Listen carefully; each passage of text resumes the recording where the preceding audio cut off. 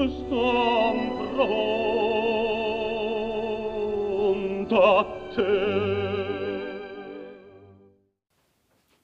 everyone, Joe Chanchuli here from the Academy of Bel Canto and the Mystery Bel Canto podcast. We are talking today about what Lotte Lehmann termed the pillars of the tongue. So some of you have reached out through direct message, through email, through posting regarding what I had said regarding Lotte Lehmann's pillar of the tongue. And she wasn't the only person to talk about the pillars of the tongue. But, I think a lot of you have either heard it said or read it maybe in her treatise or one of the other Bel Canto treatises. So we're going to be talking today about the pillar of the tongue, what it is, and how it's used, and the reason for using it. So as always, we are bringing old world Bel Canto concepts into the modern age. I spent 10 years with a voice builder in line with the Lotte Lehmann lineage. So Dan Montes spent 50 years documenting vocal lineages, and within his time he spent 30 years of that, or around 30 years, working with Razem Evans, who was the apprentice to Lotte Lehmann, as well as the apprentice to the John C. Wilcox methodology, which was in line with the old world Bel Canto teachings. So just right off the bat, I just want to get this onto the camera and into your ears back at home. When I talk about Bel Canto, I'm talking about my experience, okay? I'm not saying that the modern vocal methodologies are necessarily wrong, but when people, for prestige purposes, use the word Bel Canto and Bel Canto voice technique just to try to be, a little more relevant or to make it sound better or more prestigious, it frustrates me a little bit, and I want to bring clarity to the conversation because I did go through the university system. I then, post the university system, I did go through a teaching assistantship in voice and opera studies.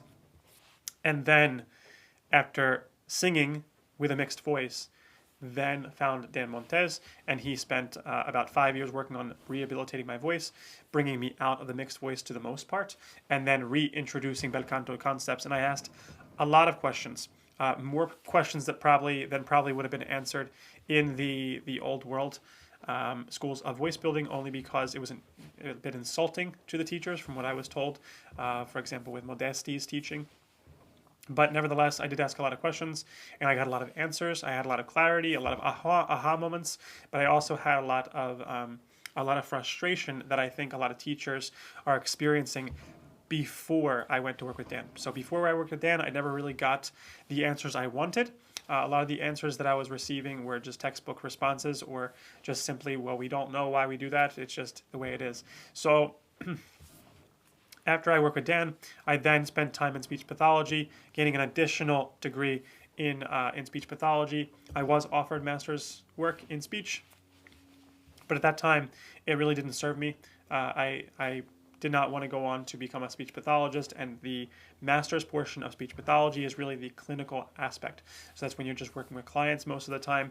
A lot of the textbook work is done, and I wanted to continue my work with the voice. So we are talking about the pillars of the tongue today. I hope nobody gets triggered by what I'm going to say, and if you do, try to have an open mind. This is based on my experience within the lineage. I don't say lineage names like Lotte Lehmann and Manuel Garcia because I'm trying to impress you. It's because I feel that to be true to the lineage, it was impressed upon me that you have to actually know where you came from with, or where the information comes from. So I try to pass that on. I try to show authenticity in all my work. And without further ado, let's go into the concept of pillar of the tongue. So Lotte talked about the pillars of the tongue. And what she meant, very simply, were the back sides of the tongue. So if you don't know, the tongue doesn't just sit in the mouth, in the oral cavity. It also descends down the pharyngeal space, the space in the back of the mouth, and it sits at the top of the larynx, okay, just above the hyoid bone. So when teachers teach this idea of relaxing the tongue, they're, whether they know it or not, placing pressure on the larynx. And what that does is it will inevitably create weight and muscular tension into the folds, the vocal folds. So what Lotte had been talking about were the back sides of the tongue, when they're held high because they go down the throat a bit, it creates kind of this pillar. Yeah, from the side it's like this. Yeah, so the difficult part is that if the singer is muscling into the pharyngeal space and muscling into the chest and doesn't have an understanding of squillo leading body, you will hear the sound get caught in the throat. So if I have pillar, ah, ah, ah, ah, ah, ah, yeah, pure ah, ah. But my pillar, the back sides of the tongue are high. Yeah, they're still reaching towards the molars. It's not ah, ah, ah because it becomes And the quality of yeah, UGH, is a quality of muscle.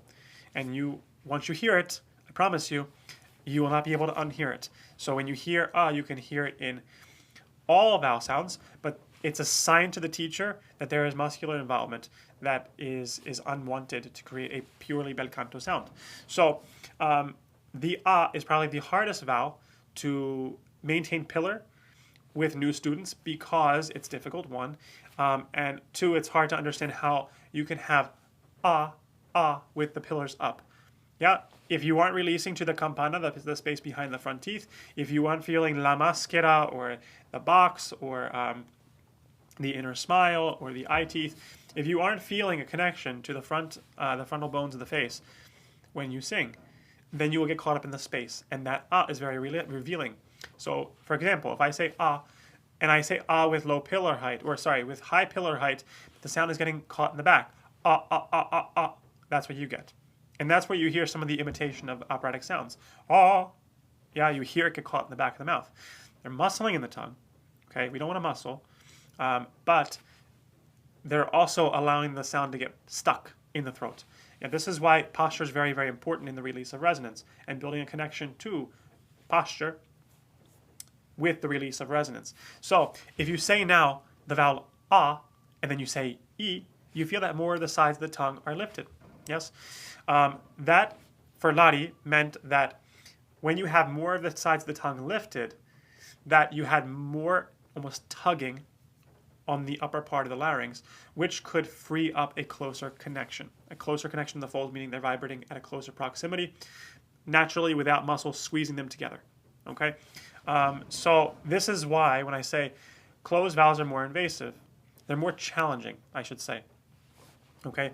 Closed vowels are more challenging because if you try to sing E, a very, very small and focused E, as opposed to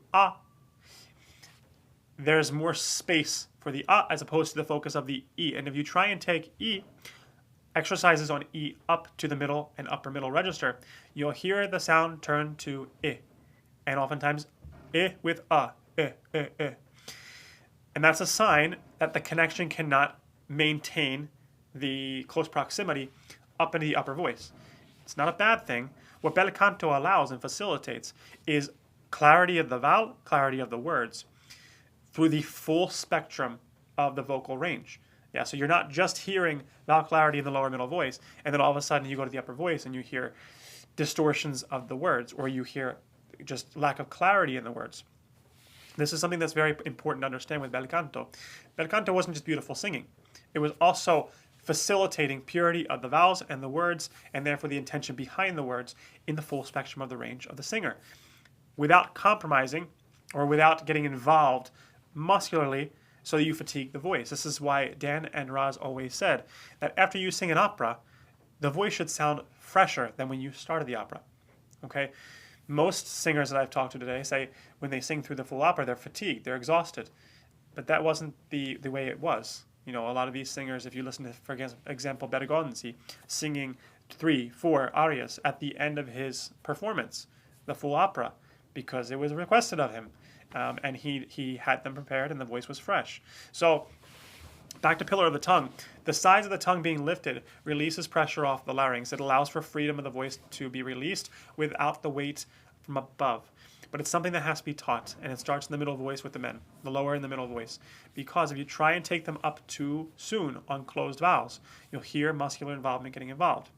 This is why today, if you hear a lot of tenors, they try to imitate the very small connection of squillo, the very focused connection of squillo, the E. They try to imitate that by squeezing here. That's why you'll see some of the influencers talking about this is melocchi, and they squeeze here and they have their hand here. they're squeezing into the connection, because what does a closer connection do? It creates more sound, more squillo, but at the expense of the longevity of the voice, which is what we are not trying to do. We want long careers, vibrant careers. We want the voice to grow as we grow as artists. So I hope this was beneficial and made a little more sense. When we talk about the pillars of the tongue, just to recap, we're talking about the sides of the tongue, the back sides of the tongue, reaching towards the molars, okay?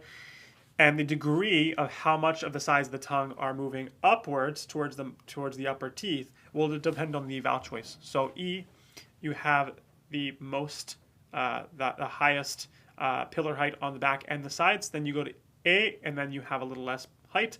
Then A is the least height. For O and U, you still want to maintain pillar height. It's no different. You still want to maintain that high pillar reaching to the upper molars, and it's something that has to be taught. The tip of the tongue remains in the well behind the bottom teeth. Nate Stewart, who worked with Roz, and also worked with the singers at MGM, had what was it? A clay mold that he had in his office, and he would mold the tongue, and he would show the different postures of the tongue. So when we talk about posture, we're not just talking about the upper torso, the lower torso, the neck, the head. We're also talking about the posture of the tongue. So this has been, I hope, more clarification on the tongue, the pillars of the tongue, and the reason for holding the pillars in a certain position, not with rigidity, but with energy. Remember, the tongue is the vowel, or the muscle of vowel. Okay, if you didn't have your head, okay, you just hear buzzing coming from the folds. Zzz. But because we have a shape that the sound, that buzz moves through, we hear it audibly as the vowels. We're always working from pure Italian vowels because they're not just therapeutic, but they help to build a pure resonance. And we employ a certain posture that will facilitate the most release out of the sound once it is properly connected with the release of resonance. So if you have any questions, we are very open to go back and forth and talk more about the methodology, about the lineage. But as always, you can send us an email, you can send us a DM on social media. We will be back very soon with a discussion on the coup de glotte and kind of breaking down some of the misunderstandings regarding coup de glotte and what it's used for. I want to have one last disclaimer. When it comes to this information, I have said this before, it is really meant for teachers, okay? Teachers interested in really understanding bel canto voice and voice production, as well as how you can apply the singing voice therapeutically for things like vocal fatigue, nodules, polyps, even stuttering, cluttering, lisping. There is such a thing as music speech therapy, and when I practiced it, it was derived from these old world bel canto principles. That being said, it's understandable that you want to apply these techniques and try to, imprint them onto your own voice. But please be careful. If you don't understand really why you're using the methodology or using certain concepts, it can serve as a hindrance to your voice and your voice development, because most people today are singing with a muscled resonance. When you try and combine old world concepts of bel canto with a muscled resonance, you will only encourage more muscle, okay? You will fatigue the voice, and then you'll be asking, why, oh why is my voice tired? It's because you went from a certain state and posture in the voice to a completely different state. Okay, or encouraging a different state, but with the residual muscles. So we do encourage that you at least reach out to us with a phone call. We'll answer any of your questions. We don't charge anything to answer questions. If you are interested in some of our paid offerings, we do have courses. We have our online courses. We have our books. We are coming up, or we will be coming up on our workshop series that we have not advertised at all for yet, but I'm just telling you now. We will have the workshop series on bel canto and bel canto voice building, and give you some more tools on how to help your singers.